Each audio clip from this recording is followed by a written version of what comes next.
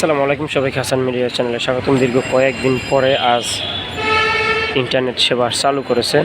তো ইন্টারনেট সেবা চালু হলো বর্তমান পরিস্থিতি অনুযায়ী, কিন্তু ফেসবুক আর টিকটক আপাতত বন্ধ থাকবে। এগুলো চালানোর অনুমতি এখনও দেওয়া হয়নি। তো মোবাইল সেবা চালু করলে এগুলো দিয়ে আসলে ইউটিউব এবং আপনার অন্যান্য যেসব সার্চগুলো রয়েছে, টেলিগ্রাম সহ অন্যান্য যতগুলো সোশ্যাল সাইট সেগুলো চালাতে পারবে। তবে হোয়াটসঅ্যাপের ব্যাপারে এখনও কিছু বলে নাই। হোয়াটসঅ্যাপ হয়তো বন্ধ থাকবে ফেসবুকের পাশাপাশি।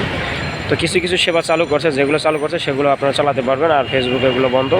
অনেকে ফেসবুক ভিপিএনের মাধ্যমে চালানোর চেষ্টা করছে। তবে সব মিলিয়ে আসলে এখনও দেশের স্থিতিশীলতা কিছুটা ফিরে আসছে। তবে এখনও বিভিন্ন জায়গায় কারফিউ কিন্তু শিথিল রাখা হয়েছে। তবে কারফিউ চলমান আছে, কিন্তু সময় বেশি দিয়ে শিথিল রাখা হয়েছে। তো চট্টগ্রামের পরিস্থিতি মোটামুটি স্বাভাবিক। সর্বশেষ অবস্থা অনুযায়ী এখানে সব ধরনের আসলে ব্যবসা বাণিজ্য, গাড়ি চলাচল থেকে শুরু করে সব কিছু চলছে। তেমন কোনো প্রভাব এখন পর্যন্ত নেই। আমরা দেখতে পাচ্ছি প্রায় সময় পুলিশের টহল গাড়ি, অধিকাংশ সময় আসলে পুলিশ টহল দিচ্ছে এই রাস্তাগুলোতে।